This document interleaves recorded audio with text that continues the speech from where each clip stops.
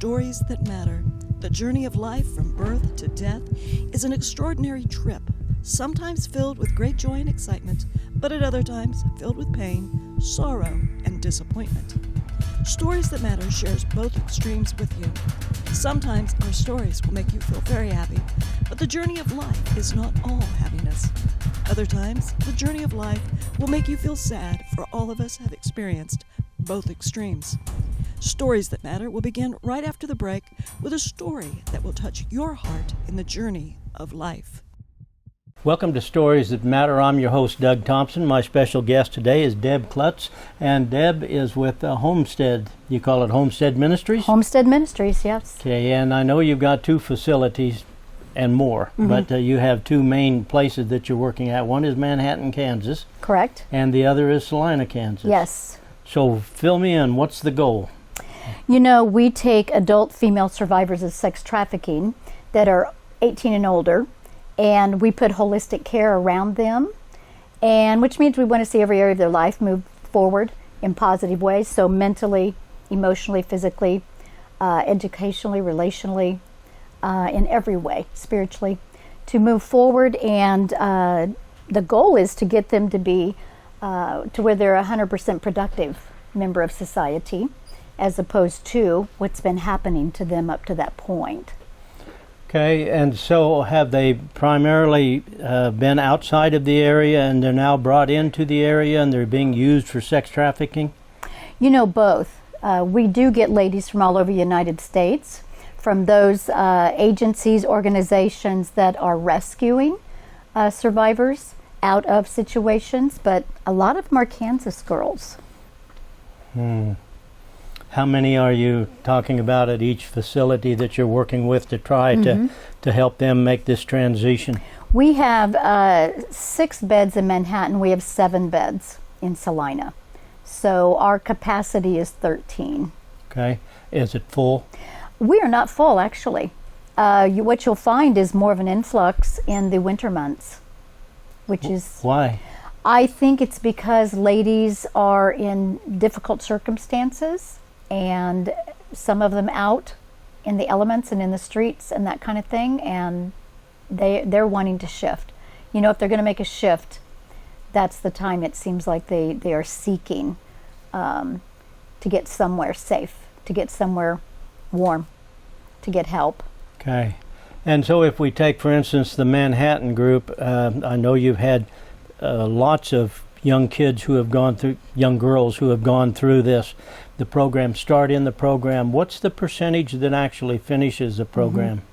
We have a 26% graduation rate. That means they've gone through our entire structured program, which is usually a year to a year and a half, and they have met all of the requirements for graduation. You know, we have a individual growth plan. I sit down with them. We start that. It's kind of the roadmap, their own personal roadmap that they speak into. And so, they have to complete that in order to graduate. 26% does not sound high, but among this population, it's a large amount, actually, sadly. I tell our ladies all the time that they're miracles. They're miracles because the stats are 0.01% get rescued, 30% of that 0.01% stay rescued. Wow. The rest return. So when we have a gal that sticks it out, when we have a gal that goes through the entire program and graduates and is in a good spot and a good place in her life, that's a miracle. Well, I would certainly say so. I didn't realize the stats were that, because there's so many people that are targeting these young girls and making offers to them that sound pretty good to them, but in the reality they already know that it's just for the purpose of using them. And boy, that's got to be tough. It's so tough. They have such an uphill climb, you know, to get out of everything that that they're dealing with. When you're talking about most of them are addicted to drugs and alcohol, it actually becomes, as horrible as those items are, those elements are, they actually kind of protects them, numbs them out because of the horrors and the atrocities that they face when they're in captivity, basically, and being used up the way they are. So they've got drug addiction, they've got, that moves right into mental health issues that they have to deal with then, with trauma in particular, PTSD, as severe as war veterans. I mean, the trauma is a huge piece. They've just been beaten so many times. Beaten, and guns to the head, and knives, and stabbed, and you name it, to intimidate, to control, in order to scare them and to control and even to fracture them, which that's what trauma does. It fractures the psyche, and they can somewhat program then. Well, Deb, when we come back, we're going to cut to break here in just a little bit, but when we come back, I want to talk to you about how these young women find you, or vice versa. What's the criteria to be in the program? And you've already said that the rate of success is minimal, but you got to start somewhere. You sure do. Yeah, absolutely. You're watching Stories That Matter. We'll be right back.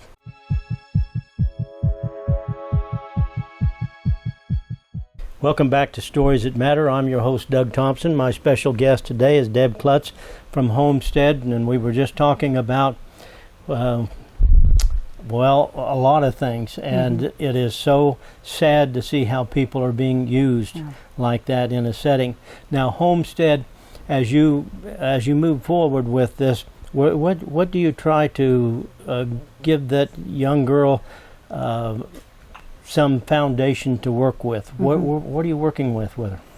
You know, so much of it is unlearning what they have learned and then relearning new. Just like it says in Romans 12:1 and 2, renewing the mind, because the belief system drives everything. So if you believe you're worthless, if you believe you have no value, if you believe that you are, the shame is such a huge piece that comes onto each one of the ladies. And it's very hard to get past that, believing that you do have worth, you do have value, that you can work a job, you can be, a positive, give positive things back, you have something to offer. And our gals have been so beat down in so many cases that they just don't believe that about themselves. Well, Deb, as you get, I guess first off is, how does a young girl find Homestead? How do you make the connections with each other? How does that even possible? There's a lot of organizations and ministries that are doing rescue. So they literally pluck the gal out of the situations that she's in and rescue her. They have a crisis house, and then those crisis homes, within 30 days, maybe sometimes 60 days, are trying to find a long-term transitional care situation. And so we're connected with a lot of those organizations. Many of the ladies have to go to inpatient rehab, and then they'll have caseworkers there who are also trying to find a next step for them after their 30 days of detox or 60 days, whatever the case may be. Prison, jails. I mean, we hear from all kinds of people who are trying to assist survivors in particular in a next step. So that's where we have our connections. So some who may come into the system, some of the young women coming into this program, they're involved in the court setting in some fashion. Maybe they've done some jail time, extended or less than an extended period of time. And so do they volunteer? Do they ask to be involved in it? Or how does that work? Usually they are looking for a next step to better their life. I mean, jail, as terrible as we think of it, actually becomes a blessing. Maybe their safest spot for a while. Their safest spot. It's a place where they detox and they start getting a clear head, and they start thinking, what do I really want for my life? I mean, I've been around this mountain 10 times, and this is not the way I want to live. I mean, we have one lady that I'm thinking of, just popped in my head, that she said, I don't even remember my 30s. I don't even remember them. She was so strung out on drugs and in and out of jail, and Yeah, just she didn't remember her 30s. And I'm like, wow, you lost a decade. And some of them lose more than a decade. Well, Deb, how many years have you been doing this? Manhattan, we have been open for 10 years now. So we celebrated our 10th anniversary this year. Oh, actually, last year. Yes, because we opened in July of 2012. And then, in Salina, we're only a baby over there. So this will be our second year. This month of April will be 2 years. Over this decade, 11 years now, at least over in Manhattan, what do you see the difference is? Because in my business as a judge and an attorney, I see lots of people and they're having problems, and I see things that are different now than what they used to be. And by that I mean they're hooked on marijuana, they're hooked on you name it, any sort of drug. And it used to be the ones that I would see primarily alcohol. Alcohol got them into the situation, but it's a lot worse now. It is a lot worse. And I'm sure that you can verify that, because it's hard to get people off of the drugs. It is. Without incarceration, or you got to be so motivated, and you got to turn your life around. Are you connected with the church? Definitely, in both communities. We have probably over a dozen churches that support us.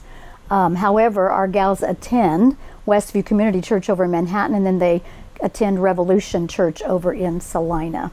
Okay, and then do you have housing for these women? Yes, in Manhattan we have a home. It's a country setting, and then in Salina we have a home, and it's in the city. So, yeah. And the one in Manhattan can handle how many? It can handle 6. Okay. And so a program that's going on, a young girl who comes in who qualifies for that, walk me through this. What is she looking at when she says, here I am, I've been this mess, this has happened to me, on and on and on, and she qualifies and you agree to accept her. What happens from there? From there, really our screening tool is, are you ready? Are you ready to change your life? Because you're the only one that can. You're the only one that can fix you. With God's help, you're the only one that can fix you. You can't fix someone else, and no one else can fix you. We put great support, great resources around you, but you're still that engine of change. And then the second is, are you able? Is the addiction issue stabilized? Is the trauma stabilized? And then is the mental health issue stabilized, at least to the degree that they can do our program. And we do job apprenticeships for them too, because we want them to have a career training, a career path that they'll be stepping into, so they can financially sustain themselves when they graduate from our program. But yeah, so I hear from them, I hear from whoever the caseworker, that sort of thing. I have a screen team where, like I said, our screening tool is, are you ready? Are you able? So everything is geared, the questions, the application, everything is geared towards discovering, are you really ready for life change? Because this is going to be probably the hardest thing you've ever done. And so I do a phone interview after I receive the application and have input from the screen team, and it's decided whether or not we can perceive if she's ready or able. You have these ladies who, they just want a place to be for a period of time, and then off they go again. Yeah. But we're really trying to screen for the ones who are really ready for a life change. And so we've gotten pretty good at screening, actually. I bet you have. So, that way it's not a fail for them. It's not another perceived fail for them if they come into the program and they're just not ready to really make the tough changes and do the hard work of life change. Okay, we're going to cut away, take a break. You're watching Stories That Matter. We'll be right back.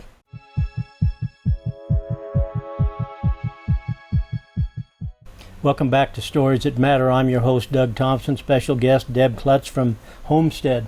And we've talked about the Manhattan facility primarily, and that's close, of course, to Kansas State.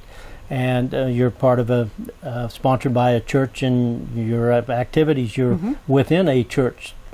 And the young women who are coming into this, they know that they're welcomed and expected to attend that church, because we all know that you can be as tough as you want, but if you don't have the Lord with you, That's right. You're going to fail. That is exactly right.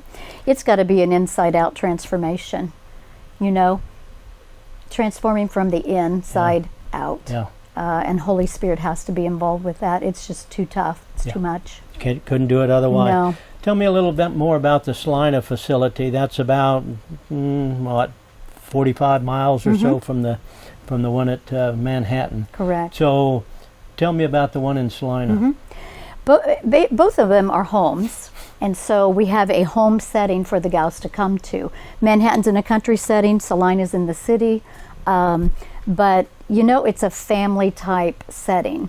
And like I said, we do the holistic care, we do the career training, but we really want the communities to come around our ladies and the program itself and be a part of, the transformation process. For our ladies to become safe, healthy community around them. And so Manhattan, we probably have over 100 volunteers in Manhattan. That's tremendous.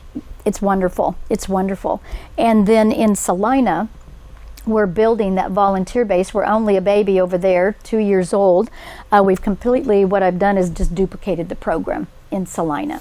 So we have everything for the ladies that we have in Manhattan in Salina, but we're just now getting the stories out. It's kind of an interesting dynamic because you're not wanting to expose where the ladies live, you're not wanting to expose the ladies themselves, and yet you're needing to tell stories and to get the word out. And so that's been a big challenge, because it's a slow process when you're not just sticking everything out there, consistently and advertising and that sort of thing. So we do have a big fundraising event coming up. It's an awareness and fundraising event in Salina on April 27th at the Hilton Garden Inn. And that's basically, we have one of our graduates testimony. We will have a volunteer testimony. We will have a free meal. So it's underwritten, so basically people can come. We take walk-ins at this point. Just show up and walk in and be a part of that gathering. It starts at 6:30. The doors open at 6. We start the meal at 6:30, the program at 7, and we'll be done by 8 o'clock. It's a Thursday night, so we're trying to keep the weekend 27th? free. 27th of April, Hilton Garden Inn, Salina. Okay. All right. And you said that there are a number of churches that are partnered with you in Salina. How are they connected with you? Between volunteers, providing volunteers, providing meals on holidays, small groups that will adopt the girls for Christmas, will be mentors. We have 2 mentors that walk alongside each of the ladies. So there's really not one church, just one church, even though we attend one church. There's a number of churches, that partner with us. And then, of course, the community at large. We're always reaching out for safe, healthy, especially seasoned Christ followers to step in and just be a mentor and walk alongside one of our ladies, or be a job apprenticeship site that literally allows one of our gals to be apprenticed in a career path, like dog grooming or floral design or dental assisting or any number of things that are apprenticeable. So there's just all kinds of opportunities to step in, to volunteer, and to partner. So that's kind of what's happening in both locations. Okay, so for instance, let's take the Salina one for an example here. Somebody comes in and they qualify to be in the program, and I can tell obviously that that's a very thorough question, and making the commitment to say, yes, you will have one of these 7 beds that are here. And so they're expected to fulfill their end of the bargain. And so do they find employment on their own, or do you help them find the employment? We help them with everything, basically. And it's free of charge. We don't charge our ladies. They get pro bono services for the physical, for the mental health and the drugs. I mean, all of it. Basically we partnered, like in Manhattan, with Pawnee Mental Health, with Dr. Debbie Dobeck and Stone Creek Family Physicians. They do pro bono Pawnee Mental Health, it's a city grant, covers our ladies, and so they're getting chiropractic, optical, dental, massage, horse therapy, art therapy, dance therapy. They're getting so much pro bono, salon services, and it's duplicated over in Salina. You know, Deb, that's amazing because in their world, they're used to giving and people taking from them, and now all of a sudden, we'll provide this for you. Right. We'll take care of your medical needs, and we'll do all of these other things to help you out to get your feet planted. And I'm sure what you ask of them is, here's the group of churches that want to be involved in it. And then do they zero in on a church, or do you have a church that you take them to? We have a church that we take them to, and there's several reasons for that. Partly, you know, there's predators everywhere. We're not going to let our gals scatter and go to whatever church. There's also church folks, unfortunately, that have issue with, sometimes have issue with folks coming out of certain lifestyles. And so there can be high expectations. Clean up before you can come in or participate. So we're pretty selective about, you know, who they're involved with and where they're attending church. And we don't need a spiritual wounding on top of everything else they've got going on. Sure. But what's asked of them is that they are ready, they dig in, and they work the program the way it should be worked, that they're open to the Lord, because we're faith-based. Unapologetically, I don't believe that there is healing, deep healing and transformation apart from the person of Jesus Christ. I agree with you. So yeah, they have to be open to that. Most of our gals that come in are usually Christ followers, and that's the kind of long-term program they're looking for. Either they've received Christ in jail or in prison, or, you know, somewhere along the way. They may not be where they need to be spiritually, but they're open, they're ready, they're hungry many times, and, you know, they need a place to put their hope. I understand. We're going to cut away, take a break. You're watching Stories That Matter.